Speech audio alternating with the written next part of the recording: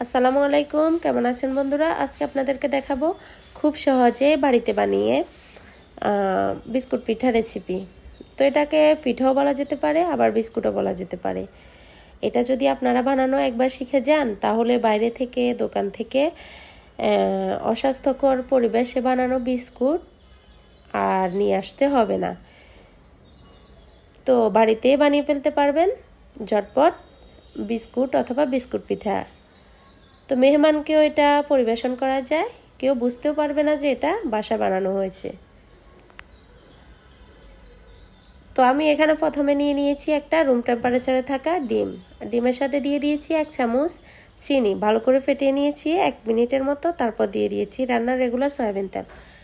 তারপর আবার 1 থেকে 1.5 মিনিট ফেটে নিয়েছি, ঘন হয়ে গেছে আর কালারটাও পরিবর্তন হয়ে গেছে। এই পর্যায়ে আমি নিয়ে নিয়েছি আধা কাপ ময়দা। আপনারা চাইলে এখানে ময়দার পরিবর্তে আটাটাও ব্যবহার করতে পারেন। আর দিয়ে দিয়েছি 1 চামচ গুঁড়ো দুধ। তো আর দিয়ে দিয়েছি খুবই সামান্য পরিমাণে বেকিং সোডা। এখন একটা হ্যান্ড উইক্সের সাহায্যে মিশিয়ে নিচ্ছি। তো আমার মনে হয়েছে হ্যান্ড উইক্স থেকে হাত দিয়ে ভালো করে মেশানো যাবে বা মদে নেওয়া যাবে, এজন্য আমি এখন হ্যান্ড উইক্সটা সরিয়ে নিয়েছি আর হাত দিয়ে ভালো করে মদে নিচ্ছি। তো দেখতে পাচ্ছেন এখন আমি দিয়ে দেব বাকি যে হাফ কাপ ছিল, হাফ কাপ ময়দা। তো এখন আমি আরেকটু ভালো করে মদে নিচ্ছি আর একটা সফট ডো তৈরি করে নেব। যে রকম রুটির জন্য ডো বানাই আমরা, তার থেকে একটু নরম হবে। দেখতে পাচ্ছেন এখানে খুবই স্টিকি ভাব। তবে স্টিকি ভাবটা যদি 5 মিনিটের মতো রেস্টে রাখি তাহলে চলে যাবে। তো আমি 5 মিনিট ঢাকনা দিয়ে ঢেকে রেস্টে রেখে দিয়েছিলাম। তারপরে হাতে একটু তেল লাগিয়ে নিয়েছি আর এখন সবগুলো একই সাইজে করে লিচু কেটে নিচ্ছি। আর হচ্ছে আমি সবগুলো লিচু কেটে নেওয়া হয়ে গেছে। তো অবশ্য আপনারা এভাবে বাসায় ট্রাই করতে পারেন আর ট্রাই করে আমাকে কমেন্টে জানাবেন কেমন হয়েছে। আমি আশা করছি ইনশাল্লাহ আমার রেসিপিটা ফলো করলে অবশ্য আপনাদেরটাও একদমই দোকানের মতোই হবে, পারফেক্ট হবে।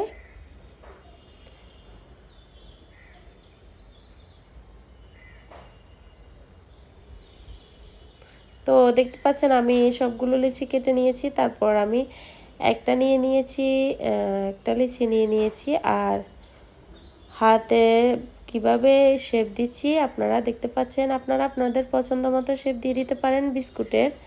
তো আমি আমার পছন্দ মতো দিয়ে দিচ্ছি। এখন আমি একটা নাইফের উল্টো পিঠ দিয়ে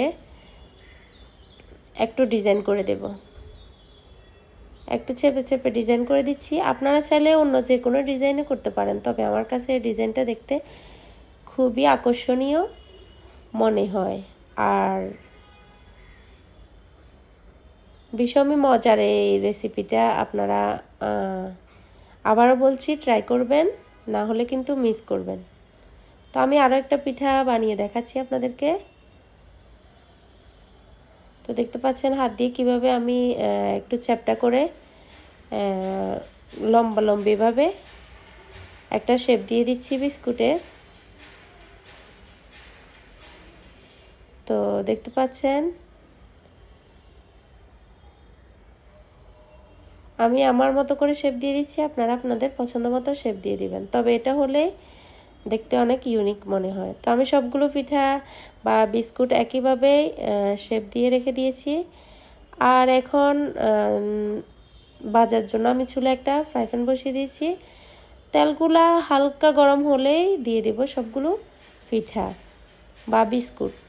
তো এক্ষেত্রে একটা জিনিস খেয়াল রাখতে হবে, সেটা হচ্ছে বানিয়ে পিঠার শেপটা দিয়ে বেশি কিছুক্ষণ অপেক্ষা করা যাবে না, সঙ্গে সঙ্গে ভেজে নিতে হবে, অন্যথায় শেপ নষ্ট হয়ে যাওয়ার সম্ভাবনা খুবই বেশি। তো তো দেখতে পাচ্ছেন আমি একটা একটা সবগুলো দিয়ে দিচ্ছি ফ্রাই প্যানে। আর এই অবস্থা আঁচটা একেবারেই কম রাখতে হবে, না হলে কিন্তু ডিসকালার হয়ে যাওয়ার সম্ভাবনা রয়েছে।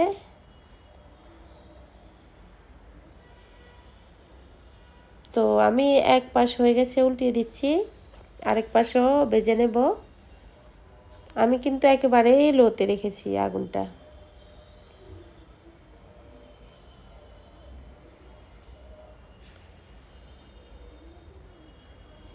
তো আমি আরেক পাশ ভেজে নিয়েছি, দেখতে পাচ্ছেন আমার দোনো পাশ হয়ে গেছে। আমি প্রায় 10 থেকে 12 মিনিটের মতো এটা ভেজে নিয়েছি। তো অবশ্যই চুলার আঁচটা একেবারে কম রেখে ভাজতে হবে, সময় বেশি লাগবে কিন্তু খেতে অনেক বেশি সুস্বাদু হবে। তো আমি দেখতে পাচ্ছেন সবগুলো ঠান্ডা করে সার্ভ করে নিয়েছি। দেখতে পাচ্ছেন কেমন হয়েছে, একদম ভিতরে ফুরফুরে হয়েছে। ভালো থাকবেন সবাই।